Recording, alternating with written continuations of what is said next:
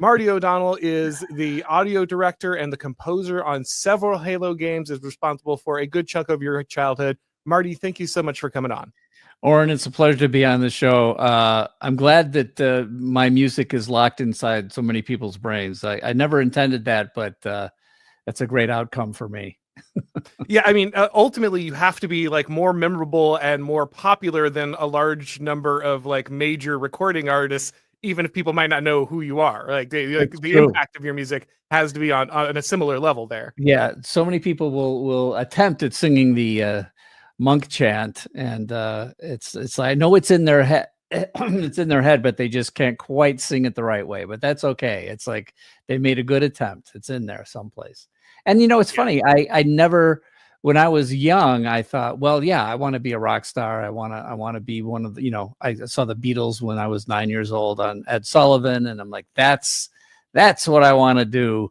And it never turned out right. I did other things, but somehow there is a certain sort of notoriety, fame that without people necessarily recognizing me or knowing my name, they do know my music. So that's pretty cool.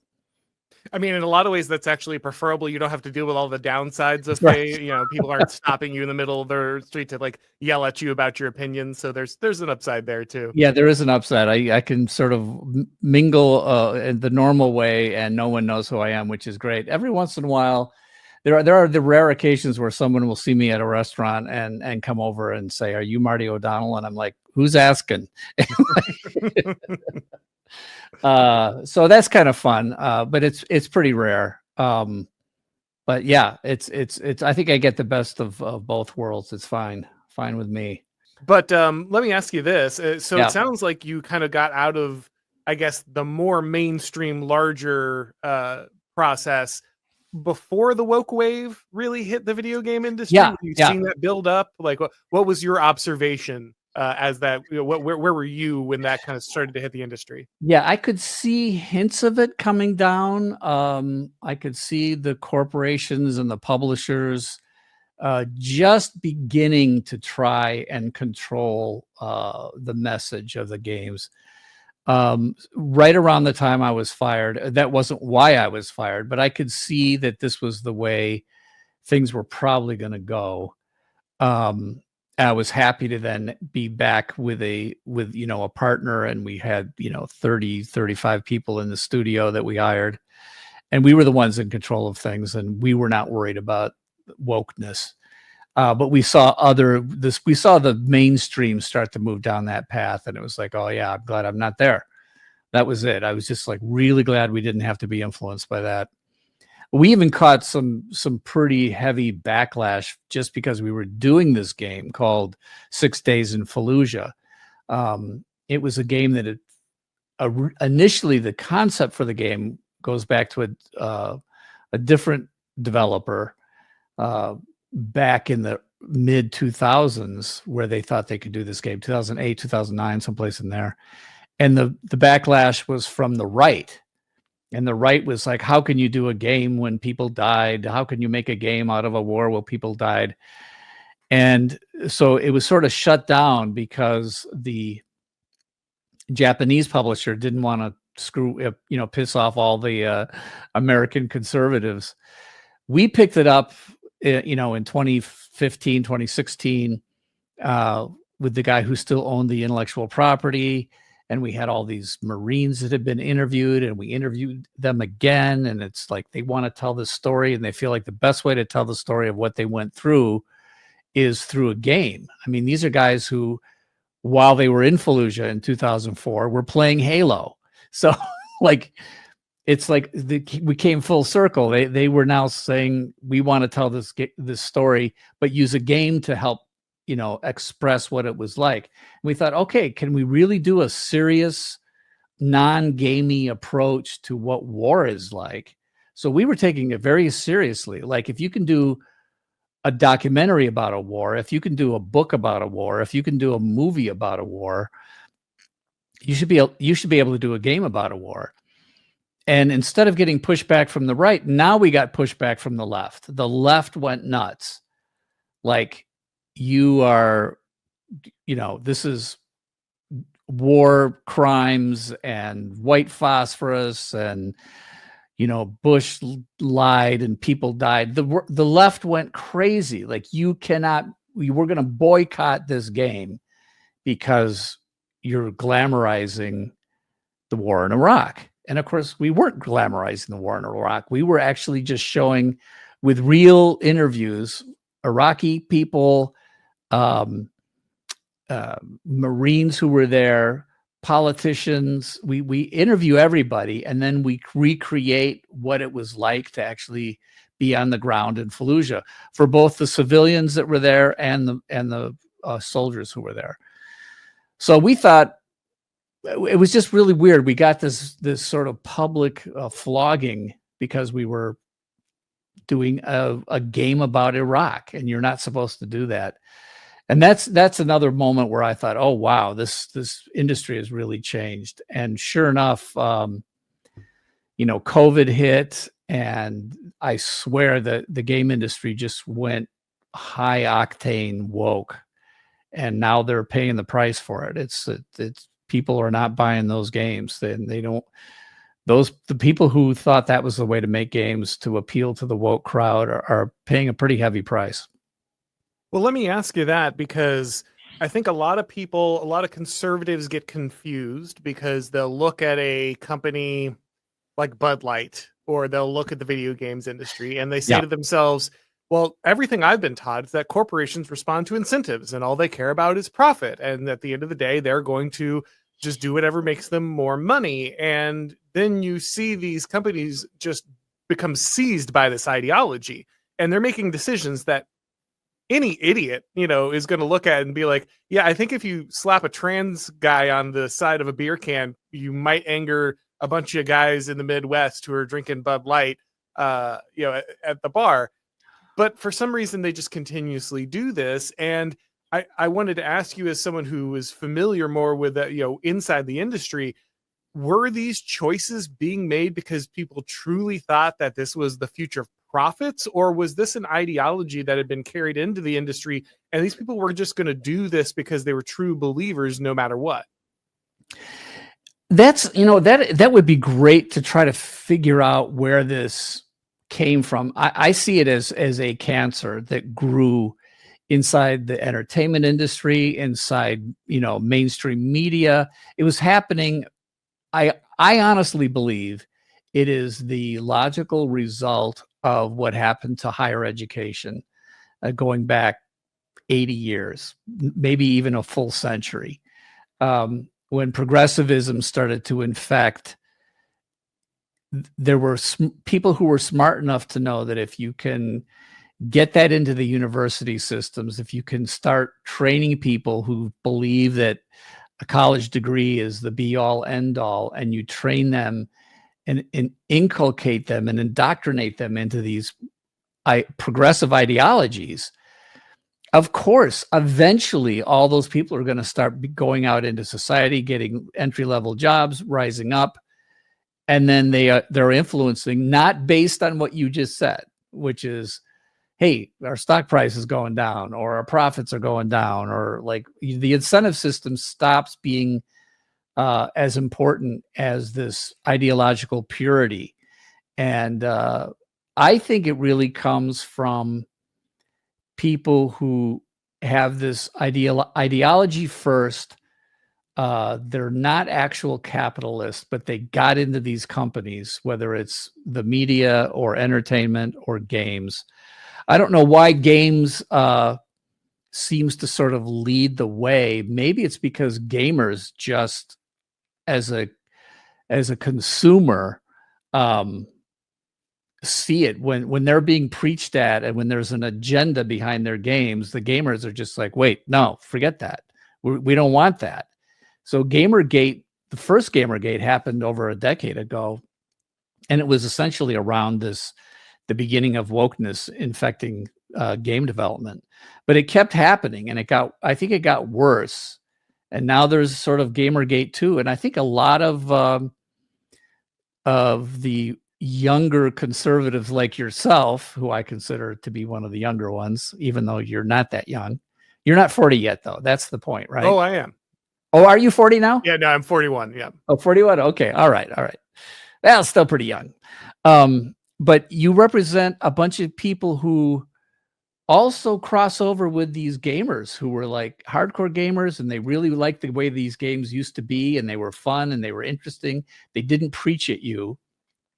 These are guys who had checked out of, like, they stopped going to movies anyway, or they stopped watching television anyway, because there was so much wokeness infecting all of those mediums. But like once they started touching the games, they're like, that was like where the line is drawn. You shall not pass. You will go no further. So can I go ahead? No. I'll tell you a quick story of how I ended up here. Funnily enough, so I was a teacher, but you need side jobs and things, right? Like you got summer, these kind of things, you pick up extra hours. So I had a friend who happened to be managing this social media company that handled all the online forums and Facebook stuff for Riot Games and for EA Montreal, which is BioWare. And so I was modding the BioWare 2 and Dragon's Age Inquisition forums, and Dragon Age, there we go. And I kept seeing everyone complaining about this thing called Gamergate. I had no idea what it was. I'm just closing these threads of everyone screaming at each other over Gamergate.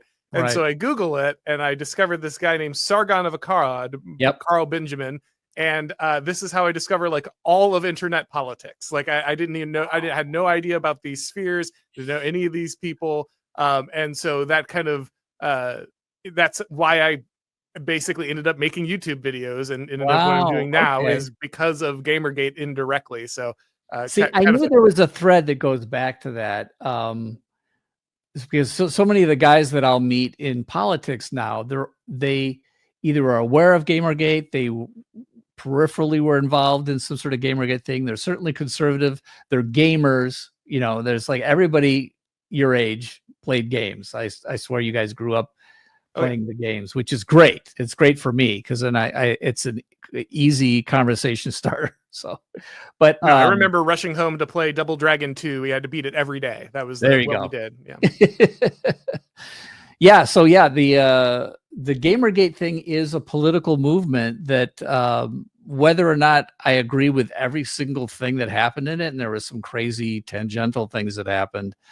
But it's like all these movements. Like you can't agree with, Alex Jones, like that guy's nuts. But, every once in a while he'll say something that you agree with. So he's go. He's right more often now than he's wrong. Not because I think he's like a genius, but because he just screams at the system all the time. And since the system is mostly full of evil and corrupt people, he hits more often than he misses, even if it's not because he's got like this logical understanding of, politics that's going to lay it out for you. Right.